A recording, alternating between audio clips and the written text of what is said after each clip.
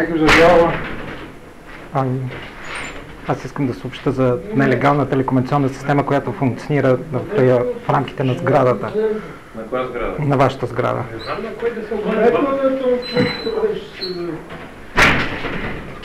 Удобно ли сега? Да, добър ден. Да ви кажа за какво става дума направо, да покажа. Значи с Bluetooth, ако направим тук, потърсиме, ще излезнат някакви такива, може би стандартни, примерно излиза тук един телефон или нещо друго, нали, устройство има описание и така нататък. Обаче като свалиме от интернет, от PlayStation, като свалиме такова приложение, което е специализирано за Bluetooth и тръгвам да правя сканиране и тук излиза телефон, това е окей, това е нормално. Обаче гледайте сега, тук имаме Type Unknown, Name Unknown, Service Unknown и Vendor Unknown. Значи тук имаме 1, 2, 3, значи все едно това е същото, както кола, която да има регистрационен номер и се вкарва в компютъра и няма никаква информация за тази кола. Това означава, че има някакви Bluetooth устройства и Bluetooth устройствата дава възможност за двустранна информация. Един път да се сваля информация, но може да също така и да се даунлоудва. Сега, айде ще го направим първо този, който го знаем, iPhone-а.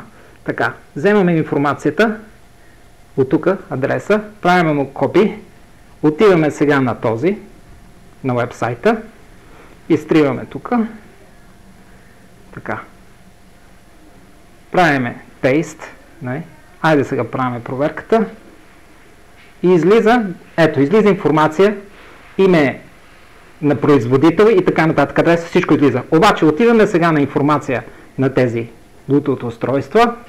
Ето го, Vendor Unknown, Type Unknown, Name Unknown, Service Unknown, Vendor Unknown. Ето, взема го този адрес. Този ще го взема.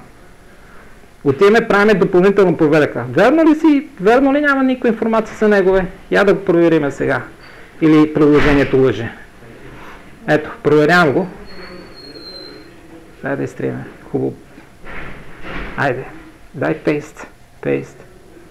Така. Да видим. Ето. Нямаме информация. И това, тъй като е Bluetooth устройствата, са в рамките на 50-100 метра. Това е обсега им. Това означава, че става тук или някъде тук наблизо, обаче вашата сграда е в обсега на тази нелегална телекомуникационна мрежа. Няма такова нещо. Какво означава? Тоест, имаме ли такова устройство или няма? Има вътрешна мрежа, която... Не, устройство. Тоест имаме нелегално Bluetooth устройство. Това е нелегално. Това, че вие не е регистрирано. Добре. Какво е това устройство? Как така не може да ми кажете? Не мога да ви кажа какво е това устройство. Тоест имаме една кола, която е с нерегистриран номер, обаче вие не можете да подадете някакъв сигнал. Да, искам да подам сигнал, да. Сядате и пишете. Да, ето подавам сигнал. Тук вашите данни. Да. И тук кратко. Да. На еди коя си дата, бях еди къде, установих еди какво си. Да. А вече тук може да ми подадете по-добре, цялостна информация с сайтове и така нататък. Как да правил проверката и специално с този номер, който го копирахте. Да. MAC адрес просто. Да.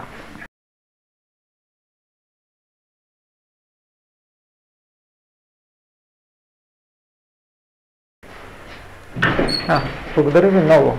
Това е вашия входящ номер. Има ли тук? Това са телефони, на които мога да се обадя? Това са телефоните на деловодството.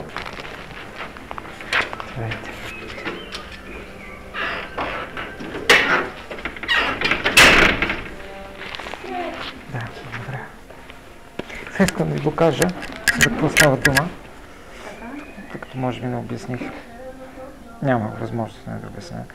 Мисля, че аз оставих в заявлението ясно за коя програмка става дума. Мога да направя демонстрация в случай. Така. Гледаме Bluetooth устройството. Влизаме в нормалното Bluetooth меню.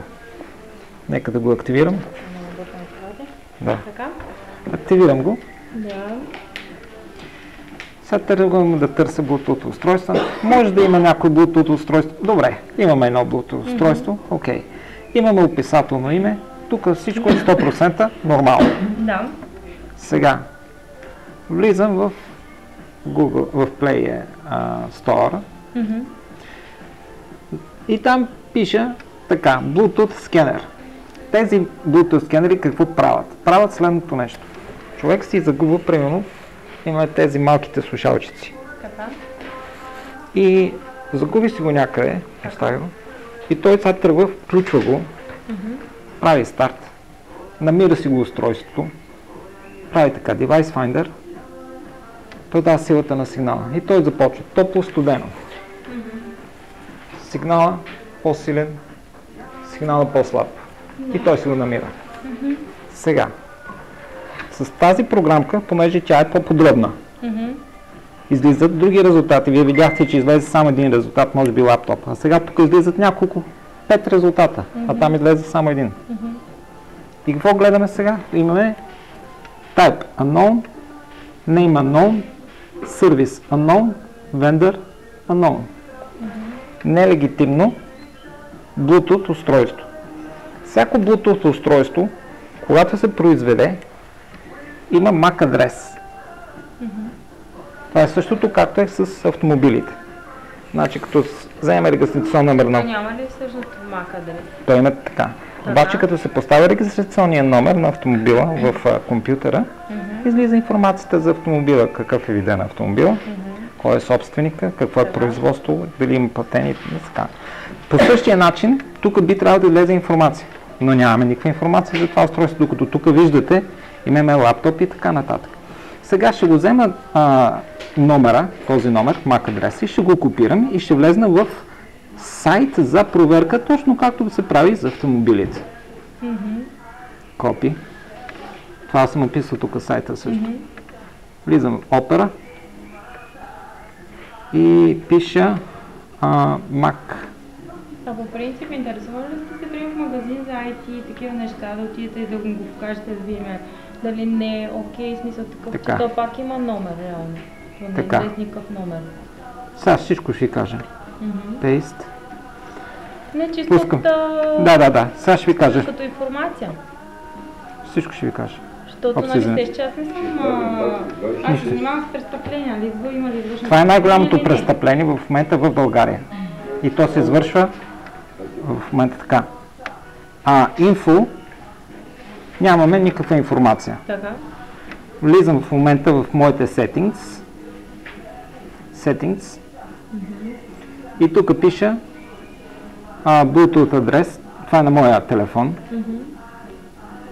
Bluetooth адреса. Вземам го адреса. И правя проверката в същия този вебсайт, за да видите, че на моя телефон ми излиза информацията. Нали? Слагам. Сега ще ви обясня. Ето, има име такова. Сега, имаме Bluetooth устройство, които няма никаква информация. И това е цяла една мрежа.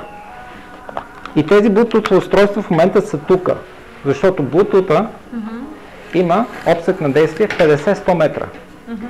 Обаче, когато е в помещение сгради, тогава той е по-малък, примерно 10-20 метра. И това означава, че тези устройства като действат, дали ще бъдат тази стая или съседната, всеки един човек, който влезе във вашето помещение, влиза в обсека на действие на тези Bluetooth устройства. Тоест всичката ваша информация в момента е застрашена от тези Bluetooth устройства. Какви са тези Bluetooth устройства? So if I have to do this demo again, I would add these arguments as well. So if we look at the menu of the Bluetooth scanner application here, we press this button more, we get more information, and here we see device major class code 7936. So what does this thing mean?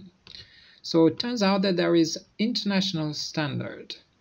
There is a table given by an organization called Bluetooth Special Interest Group, International Standard of Bluetooth Devices.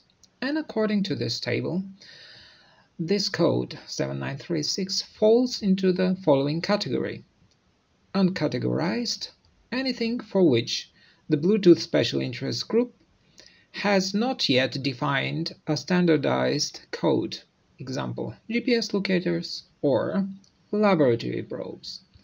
And these definitely fall into the category of laboratory probes. These are not GPS devices. I personally have identified more than 100 of those devices on an airplane, and these are not GPS locators. So then, who turned the city, the country, and the whole world into a laboratory testing these Bluetooth devices, and for what purpose?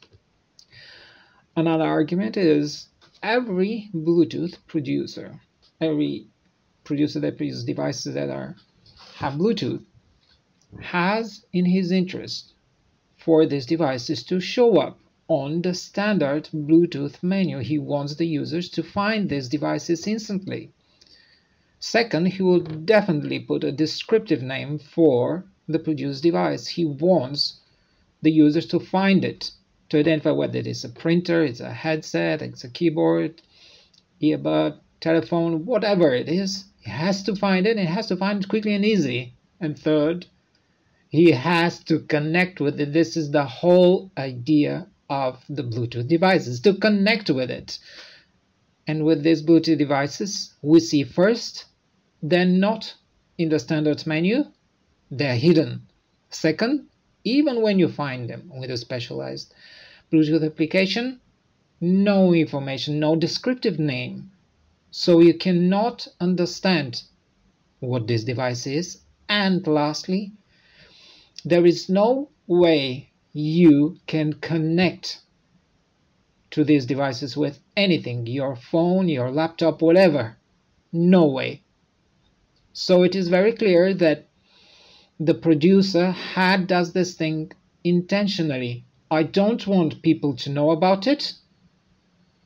Even if they see, I don't want people to know what these Bluetooth devices are, and I definitely don't want them to connect with this Bluetooth network.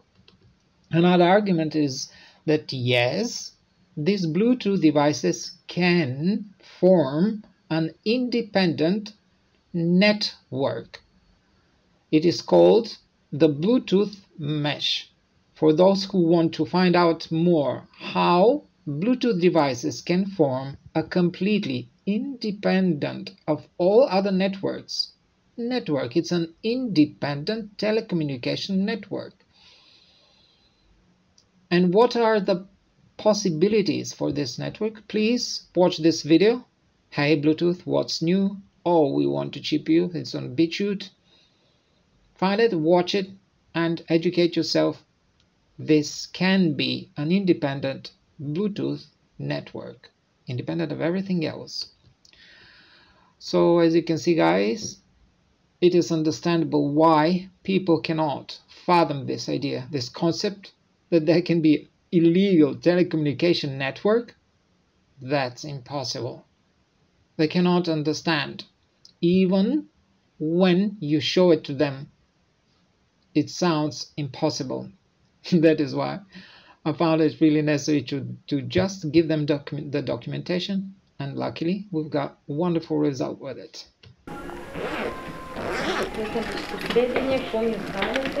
Да.